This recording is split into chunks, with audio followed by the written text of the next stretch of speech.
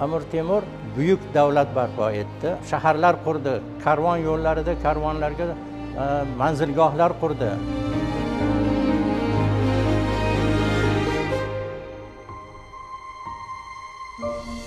In the heart of Central Asia, where the Silk Road once carried ideas and empires, a conqueror rose who would shape history.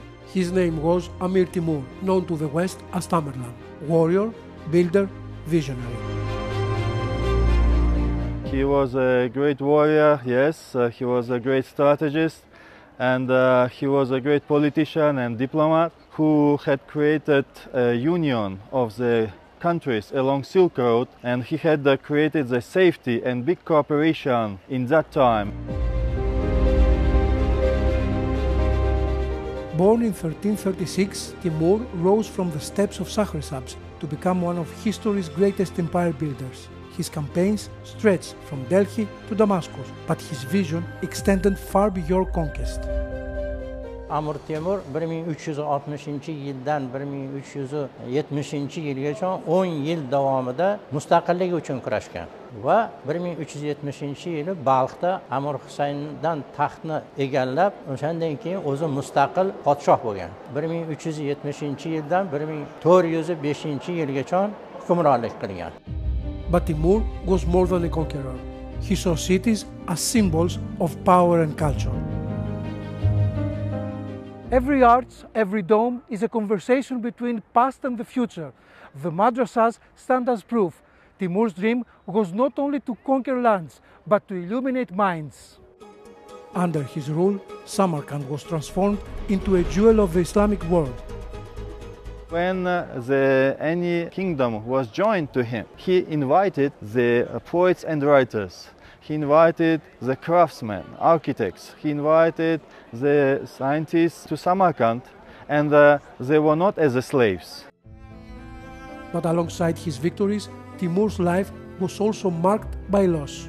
In Shahrazabs, his beloved son Jahangir Mirzo died young, plunging the ruler into grief.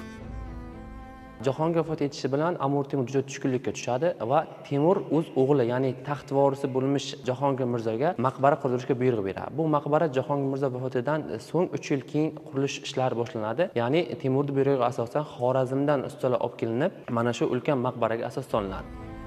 These sacred places reveal the human side of Amir Temur. Umarshayx Mirzo Dorisodad majmuasiga dafn etish buyuriladi va 1394-yilda Temurning buyrug'iga asosan Umarshayx Mirzo bu yerga olib kelib dafn qilinadi. Va Umarshayx Mirzoga ham, ya'ni Jahongir Mirzoga o'xshash maqbara shakllantiriladi va hozirgi kunda Umarshayx Mirzo faqatgina maqbara qabr toshi mavjud bo'lib, maqbaraning qolgan qismi buzilib ketadi. Amir Temur had planned to be buried in his hometown, Shahrazabs, but history took another turn. When he died during his campaign to China in 1405, the harsh winter prevented his body from being returned to Shahrazabs.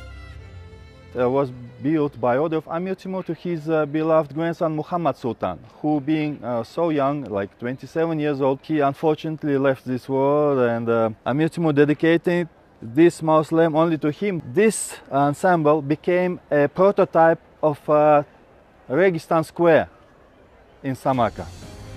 Today his legacy still shapes Uzbekistan. In Tashkent, the Amir Temur Museum preserves artifacts and manuscripts from his era, reminding us of his role as a unifier of lands and cultures. Each exhibit tells a story, not only of conquest, but of governance, diplomacy and vision. Muzey xuddi Amir Temur saroylari kabi qubbali, gumbazli. Muzeyga 200 mingga yaqin bir yilda xorijlik mehmonlar va o'zimizni mahalliy aholi tashrif buyurishadi. Muzeyda Amir Temur va Temuriylar zamoniga tegishli bo'lgan eksponatlar joy olgan. For Uzbeks today, Amir Temur is more than a conqueror. He is remembered as a unifier, a visionary, and the father of a renaissance. 6 centuries later, his blue domes still touch the sky, and his vision still inspires a nation at the crossroads of East and West.